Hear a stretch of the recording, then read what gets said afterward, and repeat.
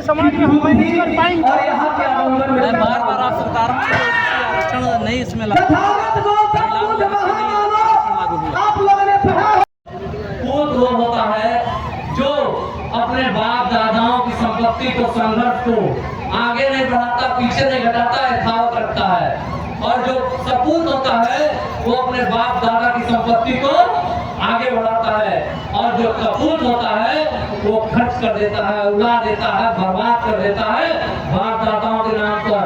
तो आप देखिए कि बाबा साहब अम्बेडकर, बीपी मंडल साहब, इन लोग के संघर्ष से हमको 27% का आरक्षण मिला था। क्या आज 27% के आरक्षण को हम बचा पा रहे हैं? नहीं। तो हम क्या हुए? कपूत। क्या है हम लोग?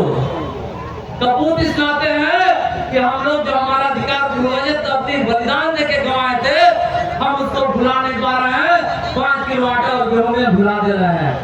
आज हमारी मांग होती है कि जातिगत जनगणना कराई जाए।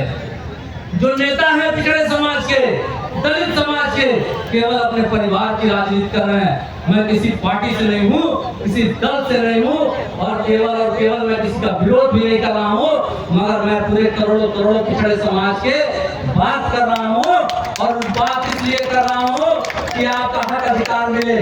जब हम लोगों ने, केवल वो लोग क्या कर रहे हैं, फेसबुक पर, ट्विटर पर, मीडिया में, अब विधानसभा में पिछड़ा जातिगत जनगणना होनी चाहिए। मैं पूछना चाहता हूँ लोगों से, जब आपकी सरकार थी तो क्यों जातिगत जनगणना नहीं करे?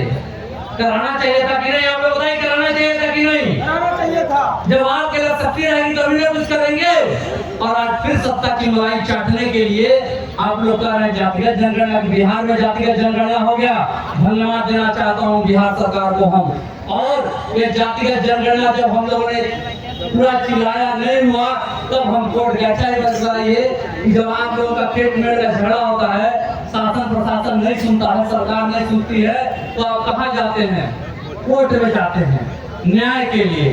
तो हम गए कोर्ट में 20 जुलाई के हम कोर्ट गए, तो वहाँ हमारे वकील साहब थे डॉक्टर कपिल जी। तो काली शंकर जी, आप जाति जनगणना के लिए याचिका दे रहे हैं, एक पहले बहुत सारी याचिकाएं खारिज हो गई बा। आपका जो नोटिसिया हमके दे रहे हैं, तो ऐसा ना हो कि आप कहें कि अगर आपको खारिज हो गई तो आप नायक साहब आप याचिका दाखिल कर ले, हालांकि कोर्ट पेनाल्टी भी लगा सकेले आपके ऊपर कि कहाँ कोर्ट का समय बर्बाद करते हैं। हम कहने हम पेनाल्टियों खातिर तैयार नहीं। जब हमने वकील से अपने इतना कह दिया तो हमारे वकील ने कहा ठीक है, 2 साल से मैं मेहनत कर रहा था, एक विभाग का मैंने डाटा जुटाया था इन ओबीसी समाज की, पिछड़े समाज की क्या स्थिति है। जब 20 जुलाई को हमने कोर्ट में अपना ये याचिका दाखिल किया तो उस वक्त 7 अगस्त को हमारा दिन, 7 अगस्त को हमारी डेट लगी। 7 अगस्त को वकील साहब कोर्ट में हमारे पेश हुए, मैं भी था कोर्ट में, और 15 मिनट तक जज साहब पन्ना उलटते रहे, कहीं कोई कमी नहीं मिली। उन्होंने उत्तर प्रदेश सरकार को 7 अगस्त को नोटिस दिया कि उत्तर प्रदेश की सरकार, तुम बताओ ये जाति जनगणना के लिए जो आपके चौरी चौरा के नेता काली शंकर यदुवंशी ने जो याचिका दाखिल किया है, जवाब दो 2 हफ्ते के अंदर। सरकार के वकील का हाथ पैर फूल गया, तो सोचा था कि इनकी भी याचिका खारिज हो जाएगी, मगर हमारी मजबूत, क्योंकि उनको नहीं पता था कि ये चौरी चौरा का लाल है, तो इसके अंदर चौरी चौरा के क्रांति का खून है, और ये क्रांति का खून जहाँ निकलता है वो विजय के साथ ही निकलता है। तो जज साहब वकीलों ने कहा कि 2 हफ्ता नहीं साहब, 4 हफ्ता हमको समय दिया जाए, जब जवाब दे पाएंगे। और आपको मैं बताना चाहता हूँ अभी तक जवाब नहीं दे पाए। तो आपको कहना चाहता हूँ कि आपको संघर्ष करना पड़ेगा। और जो एजेंडा है नंबर 1 जातिगत जनगणना की मांग, हमारी जितनी आबादी उतनी हिस्सेदारी, और जो हमारी माताएं बहनें हैं, अगर सरकार और नौजवानों को मैं कहना चाहता हूँ कि उनको भी आबादी के अनुसार रोजगार मिले। और यदि 60% आरक्षण लागू हो गया तो आप जान लीजिएगा कि हर घर में रोजगार आ जाएगा, हर घर में आपका अधिकार आ जाएगा, संसद में बैठकर आप कानून बनाने वाले लोग हो जाएंगे। अभी सरकार ने महिला आरक्षण बिल लागू किया, आपको पता है उस महिला आरक्षण बिल में पिछड़े समाज की कोई हक हिस्सेदारी नहीं है। सोचिए कितनी बड़ी विडंबना, सबसे अधिक वोट हम देते हैं, मगर सबसे कम हिस्सा हमारा होता है। दलित समाज के लोगों को, अनुसूचित समाज के लोगों को भी बताना चाहता हूँ, आपको भी गुमराह किया गया। जो आपका पहले से आरक्षित सीट था उसी पर महिला आरक्षण दे दिया गया। तो सोचिए कितनी बड़ी विडंबना है। तो क्या आप लोग तैयार हैं लड़ाई लड़ने के लिए, अपने हक के लिए? कस के बोलिए तैयार है? तो आज आपकी परीक्षा है।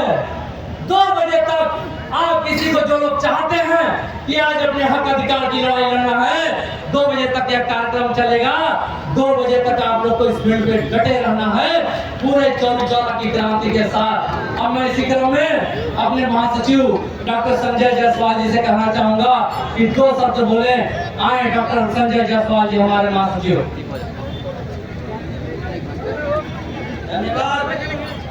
भारत माता की ओबीसी एकता, ओबीसी एकता जिंदाबाद जिंदाबाद, ओबीसी एकता जिंदाबाद जिंदाबाद, काली शंकर यादव जिंदाबाद जिंदाबाद, काली शंकर यादव जिंदाबाद जिंदाबाद। आज चौरी चौरा की ऐतिहासिक धरती, क्रांतिकारी धरती को प्रणाम करते हुए, मेरी माँ की ये धरती है उसे भी प्रणाम करते हुए, मंच पे सम्मानित मंच को प्रणाम करते हुए, आयोजित इस सभा को प्रणाम करते हुए, जनता जनार्दन को प्रणाम करते हुए, इलेक्ट्रॉनिक मीडिया, प्रिंट मीडिया सबको प्रणाम करते हुए, हमारे प्रशासनिक अधिकारी को भी धन्यवाद देते हैं कि आज इस पिछड़े और दलित समाज की सभा को संबोधित करते हुए मुझे अपार हर्ष हो रहा है कि आज की इस लड़ाई में जितनी संख्या है ये कम नहीं, बहुत है। और मैं चाहता हूँ और ये अपील करना चाहता हूँ अपने पिछड़े और दलित भाइयों से कि ये जो संख्या है ये संख्या कम नहीं, लेकिन याद रखिए इसके बाद जो प्रोग्राम या कोई कार्यक्रम होगा इस संख्या से भी और संख्या से अधिक आएंगे। आएंगे कि नहीं आएंगे? बोलिए, आएंगे कि नहीं आएंगे? अपनी लड़ाई लड़ेंगे कि नहीं लड़ेंगे? हक लेंगे कि नहीं लेंगे? अगर नहीं लेंगे तो फिर हम वही रह जाएंगे। तो क्या आपको वही रहना है? क्या लड़ना है ना? हाथ उठाइए, लड़ना है ना? अरे फिर और शुरू होकर दे देंगे। अभी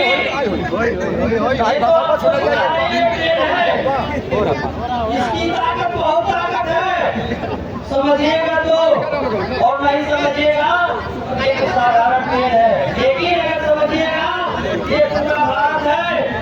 इस भारत में जितनी सच्चाई है वो हम है। कौन है? हम पिछड़े हैं। और बाकी जो है समझ लीजिए कौन है। तो अगर अपने हक की लड़ाई लड़नी है तो अगर एक नहीं होंगे तो फिर हम कभी अपने हक की बात नहीं कर पाएंगे। मैं सबको धन्यवाद देना चाहता हूँ। बातें तो बहुत हैं लेकिन समय का अभाव